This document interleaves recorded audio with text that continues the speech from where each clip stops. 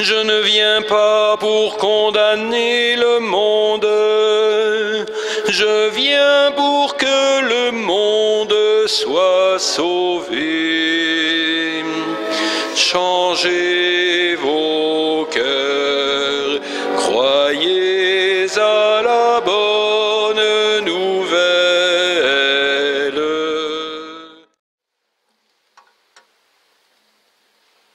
Dans le déroulement d'une vie humaine, le début et la fin ont toujours une dimension privilégiée. C'est la raison pour laquelle les mots qui sont alors prononcés marquent plus intimement ceux qui les entendent. Un père et une mère guettent les premiers mots de leur petit enfant. C'est d'ailleurs souvent vers eux que ces mots s'adressent pour les nommer. De la même manière, s'inscrivent dans la mémoire les derniers mots de quelqu'un qui va passer la mort. Il en va ainsi d'une vie, comme il en va de toute prise de parole. Ainsi, lorsque Jésus répond à la demande de ses disciples qui ne savent pas comment prier et qu'il leur donne cette prière jaillie de sa relation avec son Père, il commence par dire « Notre Père » et il termine par « Délivre-nous du mal ». Tout est dit. À nous de l'accueillir et de le méditer. J'aimerais pouvoir vous aider en ce sens.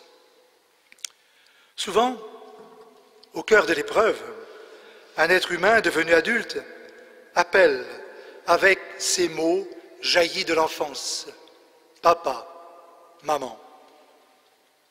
Pour moi, ce qui me rend le Christ proche, c'est la profondeur de son expérience humaine. Prenons le temps, en lisant les évangiles, de l'accueillir dans son humanité. Et c'est ainsi, et ainsi seulement, que nous comprendrons sa relation avec son Père. Au début de son ministère, il est comme pris par un tourbillon qui aurait pu le déstabiliser, celui que nous révèle le récit des tentations au désert. Comme le peuple d'Israël, dans sa traversée du désert, avait été affronté à la tentation de la nourriture, de la domination sur autrui et du défi lancé à Dieu lui-même, Jésus prend ce parcours d'obstacles à son compte. Vous le savez, le peuple y a succombé. Jésus, lui, en triomphe par la fidélité à son Père. Avez-vous remarqué qu'il habite si bien la pensée de son Père qu'il peut opposer la parole de Dieu à chaque tentation? Et pourtant, il a affaire à forte partie, celui qui est nommé par un mot, le diable, dont le sens étymologique est celui qui divise.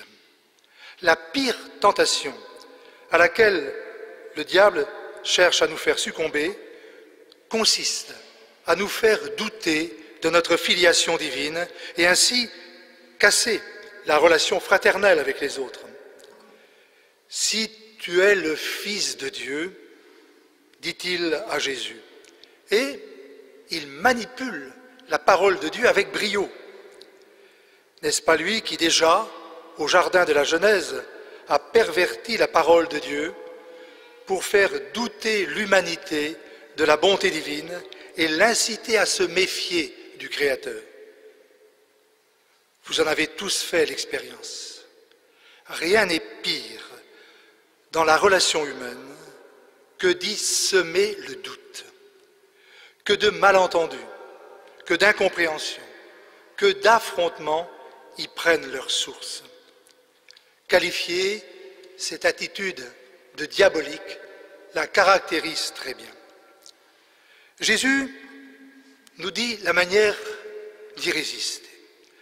La seule manière, la fidélité à la parole de Dieu, à la pensée de Dieu, avec le souci d'y correspondre en chaque situation. L'apôtre Paul nous instruit dans le même sens, en expliquant cette affirmation si éclairante de la Bible. Tout près de toi est la parole, elle est dans ta bouche et dans ton cœur. En accueillant cette parole régulièrement dans nos liturgies, comme nous le faisons en ce moment, et en la méditant chez soi, nous ouvrons nos intelligences et nos cœurs à la pensée de Dieu, à l'exemple de Jésus. Cette parole nous rappelait dans la première lecture combien Dieu est proche de nous. Les premières générations de son peuple en avaient fait l'expérience et pouvaient confesser « Il a entendu notre voix quand nous avons crié vers lui. Il nous a conduits sur le bon chemin. » Puisque la mode est au gilet, je ne dirai rien de leur couleur, n'arrêtons pas quant à nous d'endosser le gilet de la parole de Dieu. Il peut nous tenir au chaud, à condition de ne pas le détricoter. C'est bien ce dont Jésus nous met en garde en terminant sa prière par « Délivre-nous du mal ». Pour lui, ce ne sont pas des mots en l'air. Ce combat contre le mal, il l'a vécu intensément, dans la joie et dans l'épreuve.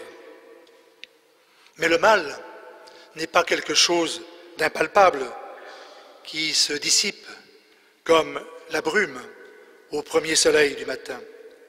Qu'il se nomme le diable, celui qui divise, comme je vous l'ai dit, ou Satan, l'adversaire, c'est le sens du mot, il est une personne, et même une personne très rusée.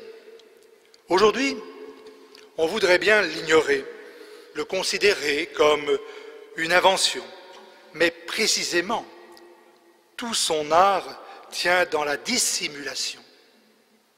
Il n'entre jamais de force dans la maison. Il est même très bien élevé. Il frappe à la porte. Il entre avec ses manières très séduisantes. Il est plus intelligent que nous. Il nous fait perdre la tête et à la fin, c'est nous qui sommes perdus. Le Christ n'a pas discuté avec lui. Il s'est contenté de lui dire « Va-t'en, va-t'en ». C'est la condition même de notre vraie relation avec le Père. C'est la condition même de la vraie fraternité. Le mot est devenu tellement passe-partout qu'il finit par ne plus rien dire de vrai et de profond. Gardons-nous de l'illusion d'une fraternité de bons sentiments. Rappelons-nous ce que Paul nous a dit à l'instant. Entre les Juifs et les païens, il n'y a pas de différence. Parole qui peut paraître audacieuse, peut-être un peu idyllique, mais n'oublions pas ce qui suit, n'oublions pas ce qui la fonde. Tous ont le même Seigneur. Être de simples habitants de la même planète ne nous rapproche pas forcément. Nous voyons tous si différents et si nombreux, nous ne pourrions bien être plus sur cette terre que des rivaux. L'actualité aux quatre coins du monde nous en donne malheureusement trop souvent l'illustration. C'est au nom du Père que les chrétiens se disent frères de tout homme. Nous ne pouvons pas oublier que nous avons envers chacun une relation constitutive, celle de fils de Dieu. C'est vrai, tous les hommes ne reconnaissent pas Dieu, mais nous qui le reconnaissons, nous considérons que tous les hommes sont nos frères. Si la fraternité nous est donnée, il faut sans cesse la recevoir. Et là aussi, soyons sans illusion. Elle peut être, certains jours, un combat.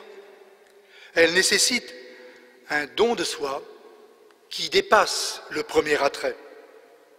Un frère, c'est quelqu'un avec qui nous ne sommes jamais quittes.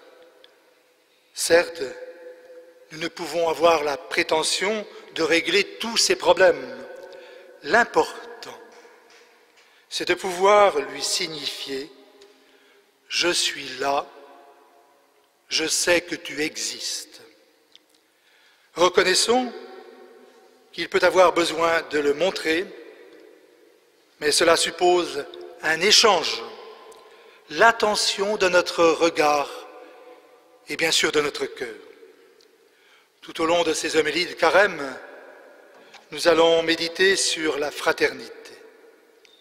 Mais demandons d'abord au Seigneur, aide-moi à voir un frère, une sœur en chaque personne rencontrée. Amen.